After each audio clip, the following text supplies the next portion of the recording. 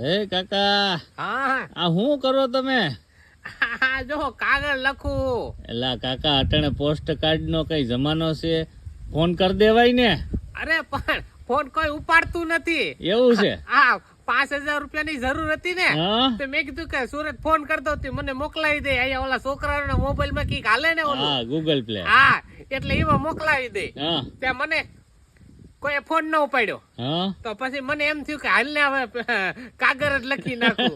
એટલે મેં કાગળમાં લખી નાખ્યું, હા જય માતાજી સાથ જણાવવાનું કે અમે બધા તમે બધા ખુશી મજામાં છો, હું એકલો ખુશી મજામાં છું, અને 5,000 મોકલાવા વિનંતી. હું વાત છે બસ. તો મોકલી દે હે. હવે આ મળી જાય તો નહીં મોકલે તો હવે પછી મારો રામ જાણે.